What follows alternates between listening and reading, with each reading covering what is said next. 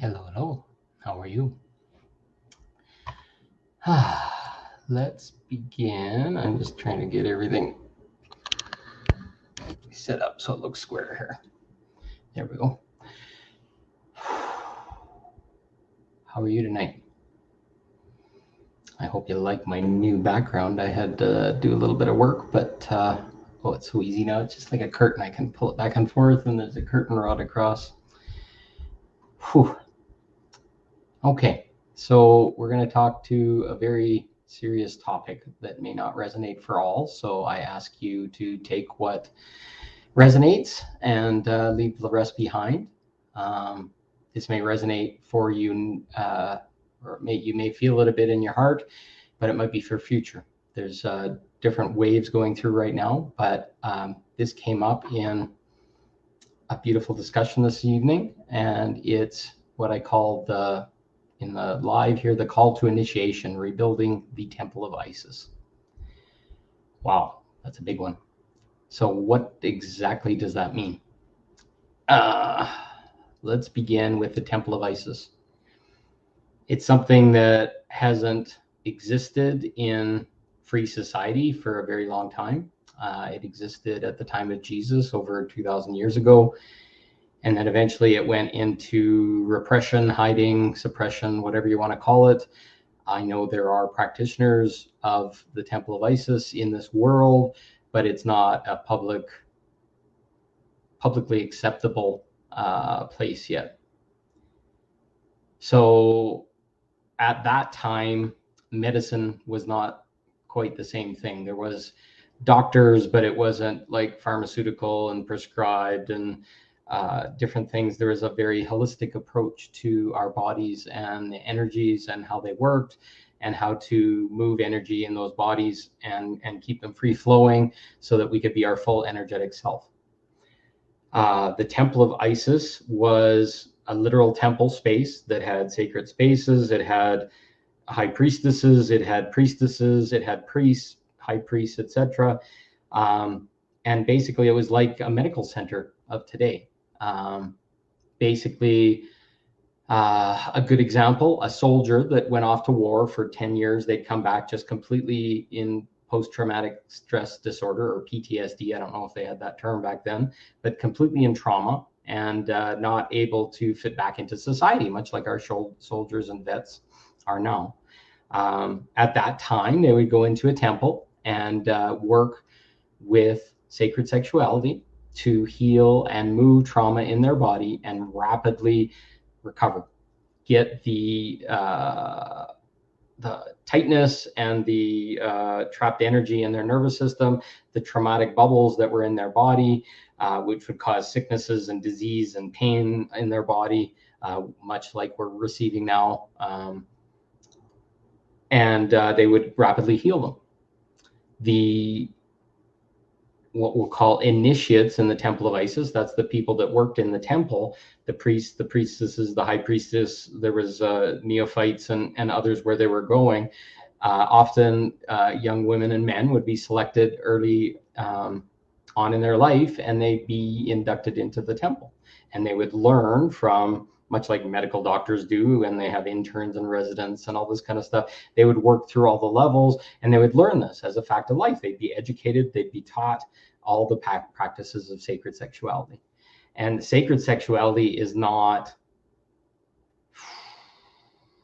the way we've been described it in a lot of ways. There's a lot of meditation and practice and other things, and learning to be in your body first, grounding and starting to recognize what's your energy and what's outside energy. There's a lot of spiritual practice that was used and known far before anybody would be starting to practice sexuality or sexuality with a partner in any way, shape, or form. A lot of these things, they could be done on people. They'd be kind of like a Reiki master. They'd go in and move the ecstatic energy in a person's body. And it didn't have to be sexual, but it was a very medical-like practice. And only practitioners, people that have been healed, that have been initiated, were allowed to participate in these. And it's very different from the mangled up version that's going, that people are calling neo-tantra and sacred sexuality and all this kind of stuff. But none of the people, or a good majority of the people, aren't doing their work. You could get a certification in body work and touching a body, and if you hadn't done the work on yourself, you'll project your sexual traumas and shames on other people, and it's a very distorted facet in our world now. Everybody's like talking out against sacred sexuality and practitioners and all this kind of stuff, but none of them were initiated. None of them had the energetic and purification processes that are part of the temple process. So essentially, it's a very high calling. It's a calling where you have to have done all your shadow work. You have to have all your tools of spirituality. You have to have gone through the process of ascension to a point where you purified yourself. You've cleared out all your trauma, your dross, your shame, your guilt, your anything that basically distorted you. And basically the processes of initiation, I'll explain that in a minute, they would ascend you to the point that you connected with God, you connected with another, and then you came out and you were fully sovereign, but you still had your connections with God, and you still had connections with partners, and had the ability to fully merge with another person in the process of healing, and then extricate yourself afterwards so that you could not be carrying the detritus or the dross that came from an initiation of another person or a healing process with another person. So these abilities, these people that could do this work, have been pushed under the covers, and the whole idea of sexuality as a birthright to people has been taken from us from the minute we're born. It's like, oh, it's a dirty act. It's only for the church would say it was only for procreation, and it's not a holy thing, and you shouldn't do it, and you should never do it for yourself, and all these things. But it basically, over time, it repressed things. Now, if you want to know the truest example of the Temple of Isis, it's in the Bible. You can talk about it. They don't call it the Temple of Isis. So when Jesus went and met who's called Mary Magdalene at the fountain, or at the well, and he met her, and then she became a disciple or came along with them. It doesn't tell it in the Bible. They said Mary Magdalene was a prostitute, but Mary Magdalene was not a prostitute. She was an initiate in the Temple of Isis, or a priestess. And she had basically learned to use her sacred sexuality to serve humanity, serve men in healing and in teaching them the sacred arts of, she taught it to Jesus, resurrection, moving through his energy, moving through the chakras, using your sexual energy, your power as a human being to express through your body for creation, miracles, all these things that Jesus is quoted for in the Bible. Now, if you want to talk even more interesting, you can Mother Mary, or Jesus's mother. Most people think she's like some kind of shepherd's daughter or something like that. No, she was very high born. She was actually a high priestess in the Temple of Isis. And to give evidence of that, she had a virgin birth. She channeled the energy, the Bible says the angels did it or whatever, but she channeled the energy of God, of Source, to create a baby within herself without having a male partner to do that, or a virgin birth. That's a really powerful, hugely energetic thing. So in the Bible, the biggest story of sacred sexuality is actually in those two women. And they're very powerful women with very strong abilities to heal, create miracles, do all these things. And it's not talked about. It's repressed, and it's told as prostitution and other things. And it wasn't. There's a whole ton of other stories, like Jesus and Mary married, and they had children, and Jesus wandered the planet afterwards once he was resurrected, because he was an ascended master, and he was able to move out these energies, and he started to teach people, and there's stories across the planet of where this all fit. Now, this brings back to where we are now. There's a lot of young women and men, and you don't have to be young either. I'm sorry, a lot of new spiritual ascended people or awakened people are feeling called to these initiations within their relationships, within their marriages, or maybe wandering around having this feeling. I've spoken to many people that feel called to heal people through sacred sexual acts, and they don't know how to do it. Is that a real thing? What's wrong with me? All these kind of things. But these are the next level, the new incarnation of priests and priestesses that will bring back the Temple of Isis capabilities. And the Temple of Isis has the ability to accelerate the ascension process for people very quickly. We are not meant to heal our traumas through pain and suffering and going to psychologists and taking pills and drugs. There's processes of moving energy through our body, getting us back in touch with our body, getting grounded, flushing our systems, using our own personal sexuality without even being with another person, but teaching ourselves to be sensual, to feel touch, to be in our body, and then start to move our energy.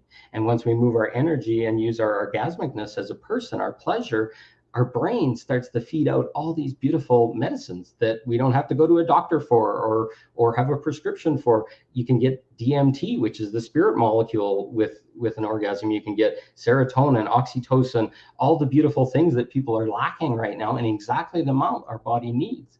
So the process of the Temple of Isis would teach people to get back into their body, get back into comfort with their sexuality, release their shame, release their traumas. And as people felt called, certain people are going to feel called to go to the level where they're a healer in this process. They're a person that can be a guide of a person through this process, to teach them, to sit with them, to carry them through, or to do things like initiate them. So when I talk about initiate, there's a call to a higher purification of self. And like I said, a priest or a priestess in the Temple of Isis had to purify themselves. They had to do all their shadow work. They had to do all their ascension work, and they had to find the highest level of purity, integrity, etc. in themselves before they could ever work with another person or touch a person or anything like that. Nowhere near what's being called sacred sexuality now. But there's certain people that are being called into these. They have people that are coming into their life that they trust implicitly. Maybe it's their partner or their husband, but they're feeling kind of drawn to work in this other way, but they're waiting for something and they're not sure what that is. Well, the initiation process is coming to them. There's people that are in your life that you maybe trust implicitly or feel hold a really strong container, but maybe they're not feeling like your partner anymore. And there's magical things starting to happen. And I want people to be aware of it so they can make their own choice. And some people, it's just going to hit them in the heart, and they're going to say, holy shit, this is what I'm waiting for. And then they'll know what to ask for, and they'll set intentions for it, and it'll start to come in. But a lot of us have either brought a partner in that's ready to initiate us. So that's a very deep sexual experience. It doesn't have to be intercourse, but it's one where deep levels of orgasm are brought up for each of the people. And in the first level of initiation, that either the male partner or the female partner with the opposite holding space for them. And these people will bring them to a level of sexual explosiveness. And we can talk about some of the tools, the fire breath orgasm, moving the energies up our chakras to the point that that partner who's ready to be initiated will receive their orgasm, but they'll smash into a million pieces. And this can be a very scary thing. But meanwhile, the partner is holding a crucible. And that crucible is that stone bowl that in alchemy they use to superheat gold to purify it. And it'll sit there and bubble and bubble. Well, this happens to us in our bodies. We literally smash ourselves, all our labels, all our beliefs, all our thoughts. This isn't a death, it's a purification. And all these things bubble up. And over time, there's a ton of emotions that are received. The person that's holding space is sitting gently, holding and responding to this person and watching over them and keeping them safe and giving them all the needs that they have while they percolate and they boil. And this stuff releases from their system. And it feels very uncomfortable. It feels very like everything's coming up all at once. But at the end of the process, this person holding the space, everything cools off. And if you've ever seen one of those videos where they make a gold bar, the gold bar is pulled out and there's a big chunk of black stuff on the top. That's called dross. Well, they basically just take a hammer and go ting, ting, ting. And then that dross breaks off. And then there's a beautiful 99% beautiful gold bar. This is what happens to our system as we're initiating ourselves. The dross, which was our trauma and our old pain and our wounds and our stories, is shed away now. We had massive pleasure. We had huge expenditures of emotion and in a held space with a partner, and we purified ourselves. And then we do that same thing for our opposite partner. And then that partner does the exact same thing. And then there's two people that are their first levels of initiation. And then the final level of initiation, the Temple of Isis. So some of this is talked in the Magdalene manuscript book. Some of it they say is beyond what they could teach here because we weren't ready, but it talks about filling the light body and moving our orgasmic energy up our light body so that we can start to percolate. And there's all these alchemical reactions that happen in the body when a masculine and a feminine come together. There's magnetic and electrical currents and surges that go through the body, the lingam, the yoni, as this is all happening. And when we go to that last level of initiation, the final, where two come together in absolute orgasmic bliss, the same thing happens again. All of a sudden, both partners, without an outside crucible, are joined together. And all this energy expresses through them. They're fully merged, and then they merge up to God, and the whole energy and the whole thing happens. It's blissful. It's amazing. The last bits of purification happen. And then you've been indoctrinated in the arts to be able to, as you finish, you separate and you become fully sovereign. And being connected to our God source and that part, and then the full sovereignty. So we're still not connected. We're not attached like we used to with all these things. We come out and we're fully purified and we're ready to hold space for anything. We can merge with anyone. We can shift with anyone. We can do all these things that we never knew we could do before. And now we're fully initiated into that priest and priestess role. And these roles aren't taken lightly. Once you take them, that's a life calling. You are now working with people at a sexual level, working with their bodies, working with their spirit, their soul, their own initiations moving forward. You're teaching partners to do this work together. You're now going off to your four corners of the earth and you're initiating more people until the Temple of Isis returns. And it's a calling. It's a long, long calling to be able to go and bring back to the planet the birthright of our sacred sexuality. And it's not the sacred sexuality we've been talking about in neo-tantra, and it's all mangled up and full of people violating boundaries and all this kind of stuff. Once you're purified, none of these things happen. There is no certification. There is no whatever. It's not required. It's not proving to someone. It's going to this deep, deep level and coming out the other side a fully purified and sovereign being. And this is so sacred because once you have this, you have the ability in your vibration, in all you teach, in everything that you do to bring people rapidly through their awakening and teaching them to let go of shame and letting them know the secrets of sexuality. How do you ground yourself? How do you feel good in your body? How do you move your energy? How do you use that energy to create? It's not even sexuality at that point. It's a way of living where you're living orgasmically in the world. So running in pleasure without any sexual arousal or other things, just this constant current of your life force energy coursing through you, the source energy. You're now fully connected to it. You're able to express it. You're able to bring it into the world. So there's people that are feeling this. There are people that are feeling called to do this. Some don't have partners. Some do have partners, but it's this need and they don't know what it means. And there's deeply in their shame around and guilt around sexuality because this has been done so deeply across the planet. So they're lost. They're concerned that there's something wrong with them. But what we're trying to do is build a community where this thing is normal and we can start to allow people to explore this and to start to rebuild these places where people can come. Can you imagine a place where people come with trauma and they've struggled with it for years, or they don't know how to get through it? It's deeply in their shadow, and there's so much pain and so much suffering, and their bodies are all racked, and there's disease and pain and suffering going on. And to work through these things, take some lessons, learn to move the body, the energy in their body first, because none of this happens until you've kind of learned those initial lessons. Once you learn to move all that kind of stuff, then you can go in for a session very deeply, energetic, maybe only, maybe sexual, maybe that orgasmic initiation we were talking about, where you are held in moving through and ascending very rapidly. And it's not skipping any steps. It's the way it was meant to be. But the steps, with so much shame and guilt around sexuality, have been distorted, and now people are having to figure it out on themselves. And how do you share a sexual experience for purity and whatever when it's all dark and I'm worried about an STD and I'm using a condom and all these things which insulates us and keeps us from sharing energy, and none of these energies can move through us.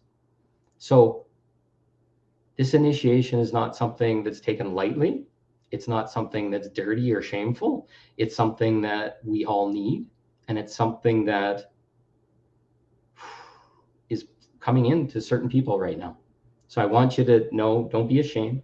This is normal. This is happening to me. I've met probably 50 or 60 different people that talk at some level of feeling this. And some of the people that are in our sexual services industries already are feeling this, but they don't have the tools. They don't have the initiations. They're stuck in money. They're stuck in like the trauma of that industry. So to purify all this stuff, to bring this sacred sexuality back, and then to teach a safe space for exploring edges, exploring our traumas, etc., using sacred sexuality is going to be hugely powerful in the coming days and months. So if this is something that is calling to you, feel free to just look me up. It's not any cost or anything like that. Just send me a message. We'll talk. I'll explain what I explained.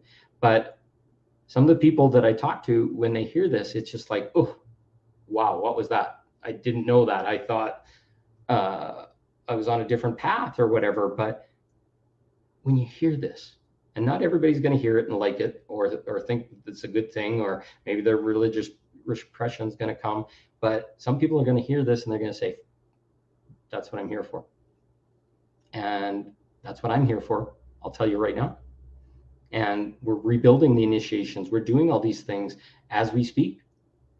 Some of them are being put together from past knowledge and past life experience and all this kind of stuff, because there's no book on this stuff. It's all been blown away for many, many thousands of years.